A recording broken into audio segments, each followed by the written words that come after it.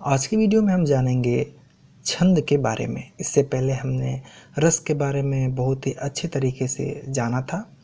छंद UP board class 10th में 2 number के आएंगे, या अगर आप सीबीएसई बोर्ड से भी हैं तो भी आपको ये जानना बहुत ही ज़रूरी है। तो सबसे पहले हम छंद के बारे में सीखते हैं। छंद क्या होता है? छंद का शाब्दिक अर्थ होता है बंधन, यानी जब किसी काव्य में वर्णों की संख्या, मात्रा की गणना और यति गति आदि का ध्यान रखकर कोई रचना की जाती है तो उस रचना को ही छंद कहते हैं।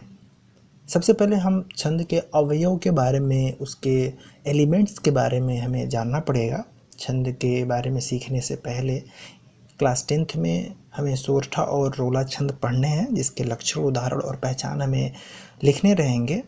तो इसे समझने से पहले, यानी सोरठा और रोला समझने से पहले हमें छंद के अवयव के बारे में जानना पड़ेगा। जैसे कि हमने रस में अस्थाई भाव, विभाव, उसके बारे में जाना था।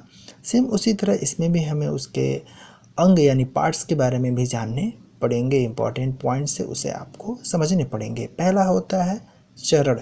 छंद के प्रत्येक पंक्ति यानी कि रो को चरण या पाद कहते हैं। छंद में प्रायः 4 चरण होते हैं। कितने चरण होते हैं? 4 चरण होते हैं, और प्रत्येक चरण में मात्राओं की संख्या क्रमानुसार बराबर रहती है। दूसरा पॉइंट है वर्ण। वे चिन्ह जो मुख से निकलने वाली साउंड को इंडिकेट यानी सूचित करने के लिए यूज की जाती है, उसे ही वर्ण कहते हैं। वर्ण छंद में बहुत इम्पोर्टेंट रोल अदा करता है। ये 2 प्रकार का होता है। वर्ण पर आपको बहुत ज़्यादा ध्यान देना होता है कि ये वर्ण होते क्या हैं। मैं अच्छे तरीके से आगे आपको बताऊंगा। वर्ण 2 प्रकार के होते हैं। पहला होता है लघु वर्ण और दूसरा होता है गुरु या दीर्घ वर्ण। लघु वर्ण जिन्हें बोलने में कम समय लगता है, उन्हें लघु वर्ण कहते हैं। लघु वर्ण को इस सिंबल से इंडिकेट करते हैं। इस सिंबल की वैल्यू 1 होती है। दूसरा है गुरु या दीर्घ वर्ण, जिन्हें बोलने में लघु वर्ण से ज़्यादा वक्त समय लगता है। गुरु वर्णों को इस सिंबल से इंडिकेट करते हैं। इस सिंबल की वैल्यू 2 होती है। तीसरा इंपॉर्टेंट पॉइंट है मात्रा। किसी साउंड के प्रोनाउंसिएशन में जो वक्त लगता है उसे ही मात्रा कहते हैं। जिसमें कम समय लगता है उसमें 1, इसको 1 वैल्यू इसकी 1 होती है, और जिसमें थोड़ा ज़्यादा समय लगता है, वक्त लगता है, उसको इस सिंबल से, इस मात्रा से हम इंडिकेट करते हैं। चौथा इम्पोर्टेंट पॉइंट होता है यति। विराम स्थलों यानी फुल स्टॉप को यति कहते हैं। हिंदी में फुल स्टॉप को यति बोला जाता है और अंग्रेजी में फुल स्टॉप कहा जाता है। गति। छंद के पढ़ते समय एक प्रकार की प्रवाह, फ्लो का एहसास होता है, फीलिंग होता है, उसे ही गति कहते हैं। साइंस में आपने पढ़ाई है तो सेम वही चीज़ कि छंद के पढ़ते समय एक प्रकार की जो फ्लो का हम फीलिंग करते हैं वही गति कहलाती है। छंद के प्रकार। छंद मुख्य रूप से 3 प्रकार के होते हैं। मात्रिक छंद, जिन छंद में मात्राओं की काउंटिंग की जाती है उसे मात्रिक छंद कहते हैं।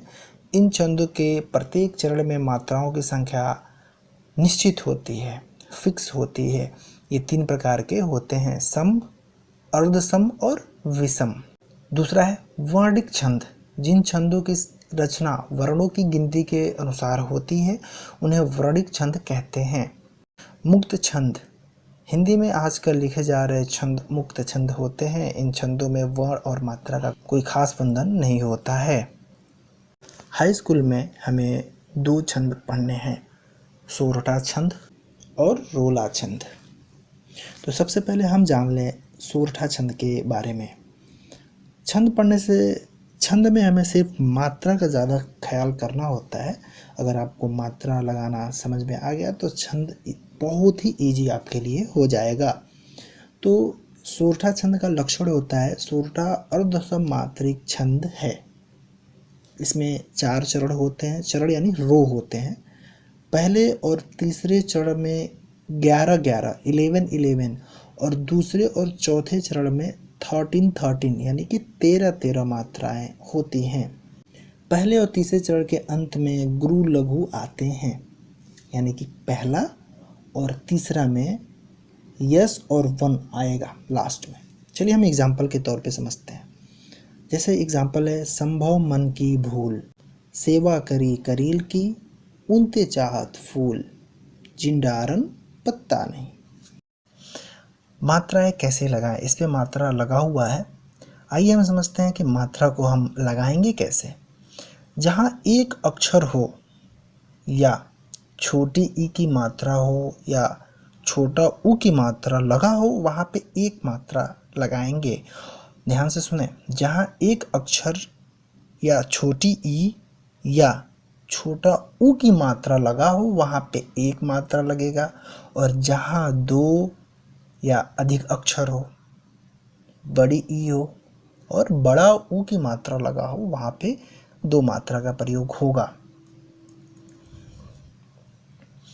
और एक चीज़ और, जहाँ दो अक्षर हों, दूसरा वाला अक्षर या पहला वाला अक्षर आधा हो और वो डायरेक्टली दूसरे वाले अक्षर पे डिपेंड हो, तो वहाँ भी दो मात्रा लगेगा। जैसे ऊपर के एग्जाम्पल में आप देख सकते हैं कि संभव आया हुआ है। संभव में जो पॉइंट है, जो बिंदी है, वो स से आके मिल रहा है, यानी स पर डिपेंड है, इसलिए स और ये पॉइंट मिलके दो अक्षर हो जाएंगे, इसलिए यहाँ पे दो मात्रा का यूज होगा।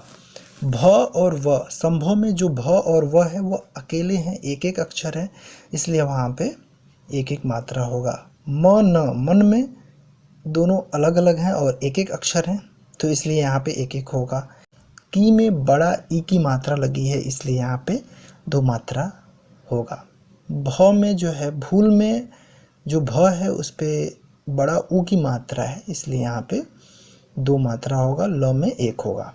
और आपको ऊपर मैंने बताया था कि पहला और तीसरे चरण के आखिरी में गुरु लघु, यानी कि यस और आई, मतलब इसको हम ऐसे समझ लेते हैं यस आई, तो यस आई आएंगे। तो आप भूल में देख सकते हैं पहले यस है, बाद में आई है। इसी तरह सेवा करी करील को आप देखें, से जो है इसमें ना ही ई की छोटी ई की मात्रा है, ना ही छोटा ऊ की मात्रा है, और ना ही ये सिंगल है, क्योंकि इस पे अलग से जो मात्रा लगी, यानी छोटी ई और छोटा ऊ के अलावा अगर कोई मात्रा लगा है तो वहाँ दो मात्रा होगा। तो सेवा, से में दो मात्रा, वो में आगे मात्रा जुड़ी है तो यहाँ पे भी दो मात्रा लगेंगे। को अकेला है तो वन, और र में बड़ा ई की मात्रा है तो दो मात्रा। इसी तरह करील में भी हो जाएगा और की में भी हो जाएगा। उनते, ऊ भी अकेला है, नौ भी अकेला है, तो एक एक। तो में एक की मात्रा लगी हुई है तो दो होगा। चाहत, चौ में आ है तो दो, और ह और तो में एक एक मात्रा लगेगा। फूल, फ में बड़ा ऊ की मात्रा है, इसलिए दो, और ल अकेला है तो एक। ध्यान से समझना, बस आपको मतलब कॉन्सेप्ट क्लियर करने हैं। अगर छोटा ई, छोटा ऊ ये दोनों हो या सिंगल हो, अक्षर सिंगल अकेला आए, तो वहाँ एक एक। बाकी जगहों में आपको दो दो लगाने हैं, कोई भी मात्रा आ जाए वहाँ पे दो दो लगाने हैं, ठीक है। नीचे है जिन डारन पत्ता नहीं। जिन, जो में छोटी की मात्रा है तो अकेला रहेगा, एक रहेगा। नौ में तो एक ही रहेगा। डारन में डो में आ की मात्रा लगा है तो दो, र और नौ में एक एक रहेगा।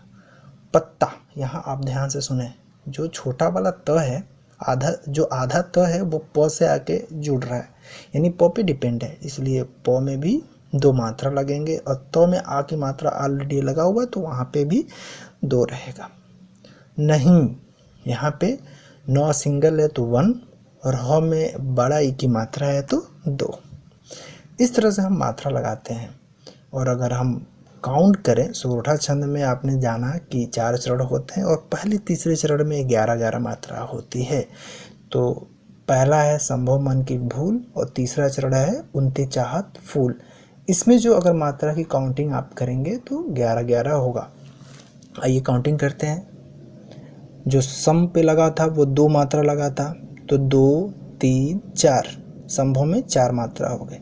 मन में कितने हैं? 2, 4 और 2 6 मात्रा हो गए। की में 2 है तो 8 हो गए।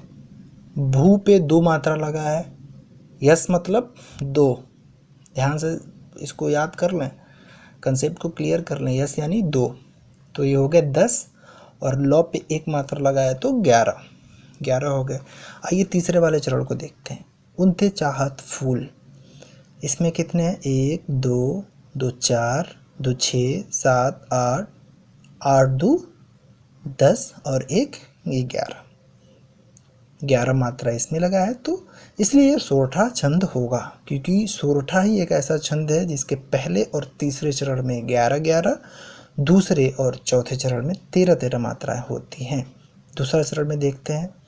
सेवा में 4, करी में 3 7, करील में 4 मात्रा लगाया तो कितने हो जाएंगे? 11, और की में 2 है तो 13, यानी दूसरे चरण में 13 मात्रा हो गई।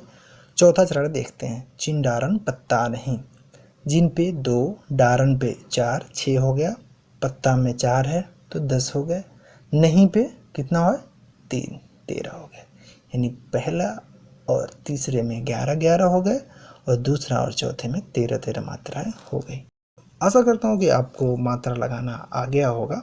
अगर नहीं आया है तो आप हमें कमेंट करके बताएं, हम आपको अच्छे से समझाने की कोशिश करेंगे। मात्राओं के हिसाब से आप ये पता कर सकते हैं कि दिया गया उदाहरण, अगर उदाहरण दे दे और बोले कि इन दोनों में कौन, इस एग्जाम्पल में कौन छंद है, तो ऐसे भी क्वेश्चन आते हैं। उदाहरण दे देता है को, अब ऐसे नहीं पूछता है कि सोलर छंद के लक्षण उदाहरण सहित बताएं, ऐसे नहीं पूछेगा। कभी कभी उदाहरण दे देता है और पूछता है कौन सा छंद है। तो मात्राओं के हिसाब से आप ये पता कर सकते हैं कि दिया गया उदाहरण रोड़ा छंद है या सोरठा। इसलिए मात्राओं को सही तरीके से लगाना ज़रूर सीख लें। दूसरा है रोला छंद। इसके लक्षण है, रोला सममात्रिक छंद है, यह दोहे का उल्टा होता है। चूँकि दोहा क्लास 10th में नहीं पढ़ने हैं, इसलिए आप अगर रोला पढ़ लेते हैं तो दोहा का एग्जाम्पल, दोहा का लक्षण आपको बहुत अच्छे से समझ में आ जाएगा। इसके प्रत्येक चरण में 24 मात्राएं होती हैं। 11 और 13 मात्राओं पर यति होता है। यति यानी फुल स्टॉप हो। मैंने ऊपर आपको बताया था यति यानी क्या होता है।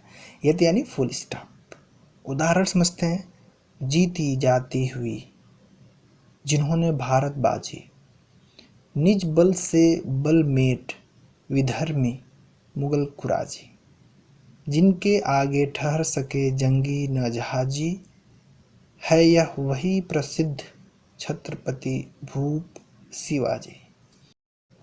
आइए सीखते हैं इस पे मात्रा लगाना।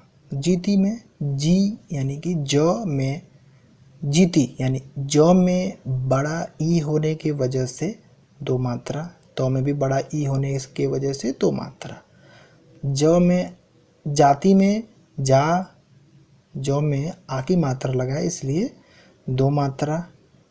तो में बड़ा ई की मात्रा है इसलिए यहाँ भी 2 मात्रा। सिर्फ कहाँ 1 मात्रा लगेगा? जब छोटा ई हो या छोटा ऊ हो या आधा हो या अकेला हो, ऐसे जब हो तब।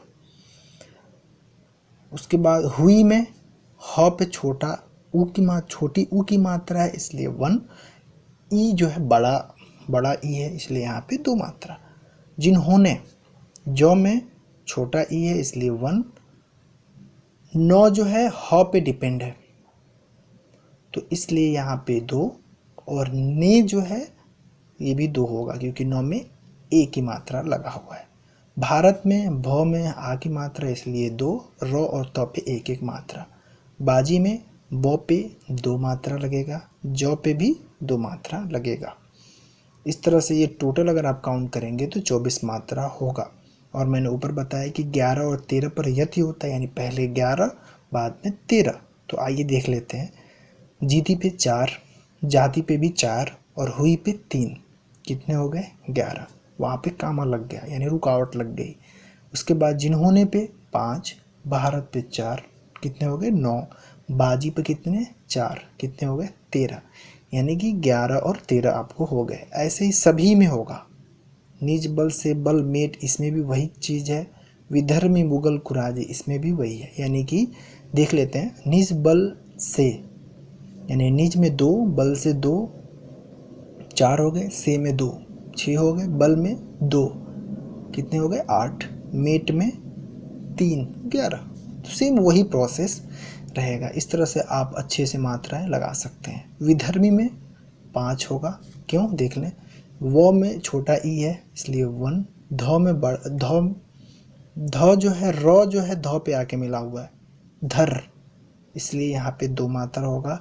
और मौ पे बड़ा ई की मात्रा, इसलिए यहाँ पे भी 2 मात्रा होगा। ऐसे पॉइंट पे आपको केयर करना है, ध्यान देना है। मुगल पे मौ पे छोटा ऊ है, गौ और लो अकेला है इसलिए 1 1 मात्रा। कुराजी कौ पे छोटा ऊ की मात्रा है इसलिए 1। रौ पे आ की मात्रा है इसलिए 2। और जौ पे बड़ा ई की मात्रा इसलिए 2, इसलिए कुराजी में 1 2 2 मात्रा लगेंगे। इस तरह से आप मात्राएं लगा लेंगे। आगे जो 2 लाइन है उस पर आप खुद मात्रा लगा के देखें। अगर आपकी मात्रा 24 नहीं हो रही है और 11 13 पे यति यानी फुल स्टॉप्स नहीं आ रहे, रुकावट नहीं आ रहे, तो आप हमें कमेंट करके बताएं, हम आपको अच्छे से फिर से समझाएंगे। मात्रा लगाना अलग से उसका मैं वीडियो बना दूंगा कि मात्रा कैसे लगाएं और आप उसको अच्छे से समझ सकेंगे। तो दोहा छंद के बारे में आप समझ गए होंगे कि दोहा कैसे होगा, क्योंकि ये जो रोला आप पढ़े हैं इसी का जस्ट वो अपोजिट होता है। तो उसमें क्या अपोजिट होता है, इसमें 11 और 13 पे यति होती है यानी फुल स्टॉप होता है। उसमें 13 पहले 13 हो जाएगा, बाद में 11 यानी 13 और 11 पर यति होगा। यानी जो पहला है जैसे जीती जाती हुई, इसमें 11 मात्रा थी तो उसमें क्या होगा 13 हो जाएगा, यानी वो एग्जाम्पल बदल जाएगा। नेक्स्ट वीडियो में हम अलंकार के बारे में जानेंगे। इसमें अर्थालंकार और शब्दालंकार के बारे में हमें पढ़ना होगा। तो यानी कि क्लास 10th के हिसाब से अगर देखा जाए तो आपको अर्थालंकार पढ़ना है। इसमें उपमा, रूपक और उत्प्रेक्षा पढ़ना रहेगा। तो बने रहे हमारे साथ।